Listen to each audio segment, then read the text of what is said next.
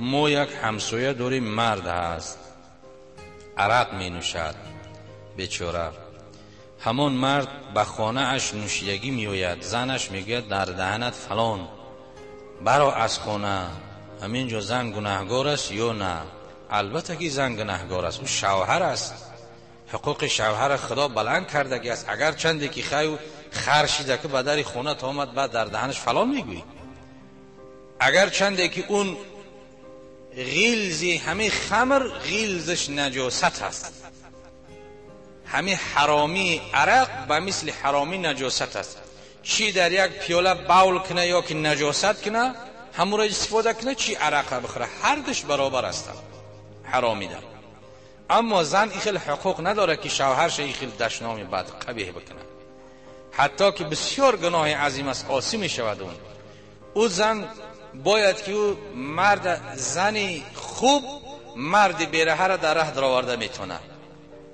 اگر زنی خوبی مسلمان باشه، زنی خوبی فرمانبری پارسا کند، مردی درویش را پادشاه شیخ سعدی نظمای زیاد میگفت، اگر زنی خوبی مسلمان باشه شوشه در ره درآورده میتونه. دیگر سوال کرده است که السلام علیکم داملای شیرین سخن، آیا گوشت خرگوش، گوشت اسب، گوشت خر ادیری کراهت دارد یا نه؟ در بعضی کتاب ها حلال گفته است. خب گوشت خرگوش حلال است، گوشت اسب هم، گوشت خر ادیری هم اینها حلال هستند، استفاده بردن یا جایز است.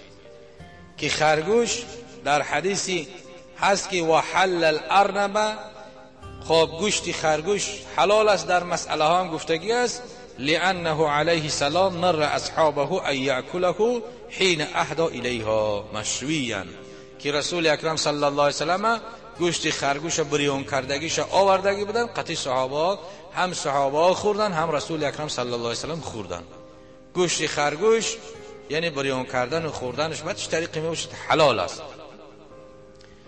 خب گوشت اسب نخوردنش بهتر است، چون که در مسئله ها در مختصر هم هست و الخیل گفتگی است. اینده ابی حنیفه رحمت الله علیه که حضرت امام اعظم تا قریب از دنیا گذشتنش گوشت اسب حرام حکم کردگی بودن که گوشت اسب نخورند، نخوردنش بهتر است. در بعضی روایت ها حرام نه بلکه مکروهش گفته است، اما در خود جامع رموز دیگر شرحهای مختصر الوقایه روایتی همه اسب آوردگی است که حضرت امام اعظم صوفی کوفی رحمت الله علیه 3 روز پیش از وفاتشون گفتن که گوشت اسب حلال است. یعنی فتوای اخیران، روایت اخیری حضرت امام اعظم همین است که گوشت اسب حلال است. 3 روز پیش از مرگشون حلال گفتن، در دیگر دوام عمرش را حلالش نمیگفتن. برای همین نخوردنش بهتر است، مخصوص آدم هایی که با بعض کسل ها مثلا میجازگرم باشن، اگر ممکن است که او بلند کنه فشاری او را بزنه، مثلا فلجش کنه یا دیگر سلامتی او را ناخوب کنه، گوشت اسب نخوردنش بهتر. خرگوش حلال است. دیگر تا خری ادیری را گوشتش حلال است که در المختار در مسئله هم آوردگی است که ولا حشرات حرام هستند، مثلا پشه و زنبور و اینمی حشرات هایی هستند، گوشت اینها حرام است. حشرات ها حرام هستند غیر از ملخ حلال است. ملخ خوردنش حلاله، پختن و بریون کردن خوردنش درسته. دیگر گفت از حموری اهلیه، خری خانگی هم گوشتش حرام است، خرهایی که در خانه اینمی کارشون میفرمونند. بخلاف الوحشیتی، خری خانگی حرام است بخلاف خری وحشی، فانها لبنها حلال. خری وحشی را گوشت هم حلال است، شیرش هم حلال است استفاده بردن، اما خری خانگی را حرام است، ممکن نیست. دیگر گفته است السلام علیکم داملای شیرین سخن، من 6 سال شد که 5 وقت نماز را ترک نمی کنم. من یک عورتینه هستم، قط یک پسر می گردم. من کسیته های شما را همش را گوش می کنم. همین گشتن من درست است یا نه؟ و همین سوال من پاسخ دهید. خب این خواهر سوال کردگی از خواهر عزیز وقتی که 6 سال 5 سال گفت 6 سال گفت 5 وقت نماز که ترک نمی کردگی باشی آگاه باش و بدان که اگر صدای ما به شما می رسیدگی باشد گشتن حرام است. مرد نامحرم حتی پسر عمک، پسر خاله، پسر تقه، پسر عمه دست لشقتی بینها سلام کردن حرام است، ناجایز است. حالی گشتن گپ زدن یک طرف بیست. اون خواه طلبه تونه خواه معلم تونه بعدش سلیش سلام کردن جایز نیست. ایره خدا و رسول امر کردگی است، ایره ما امر نکردیم.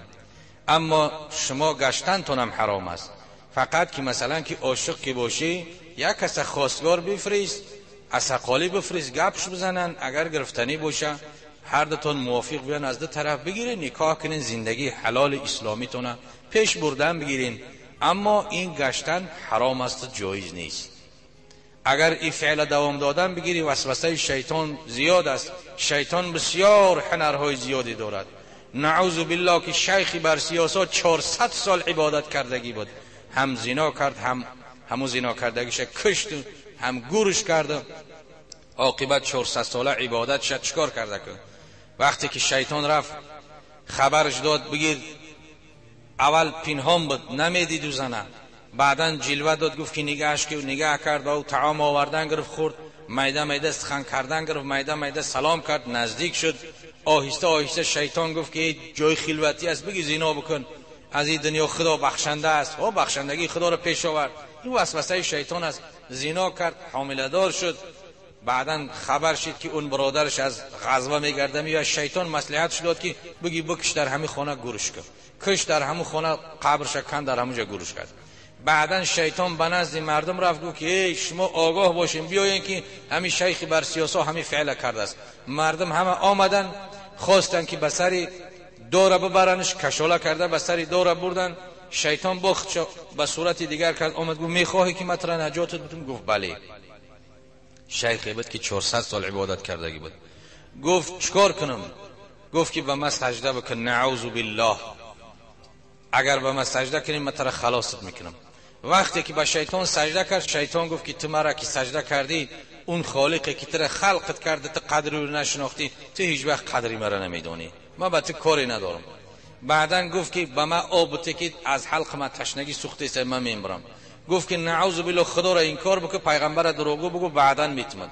خدا را انکار کرد، پیغمبر دروغگو گفت، بعدن یک کوسه را به پیش درست کرد. کوسه را بر سیاسا دید که در اون کوسه چی است؟ شیطان باول کردگی بود. هیچ حال در هیچ مکان زمان شیطان به ذات انسانی نیکی نمیخواهد و نخواست است، تا قیامت هم نمیخواهد. خداوند جل جلاله خودش در قرآن همه بنده هاش تا به قیامت هشدار داد که شیطان برای شما عدو و مبین، دشمنی آشکارا هست. دشمنی آشکارا، دشمنی بدترین شما شیطان است که بنده باید آگاه باشد. از این رو خواهر عزیز هوشیار باش که نمازهای خواندگی تا برباد نتی، روزه گرفتگی تا برباد نتی. این فعلی بد ترک بکن، یک خواستگاری بمان، انشاءالله که بخواه شما را بزنی میگیره، زندگی خوبی میکنین. خب دیگر گفته است که السلام علیکم حاجی محمد الله، پروردگار عمر شما را دراز کند. اگر پای به طهارت باشی دراز بکشی طهارتت میشکند یا نه؟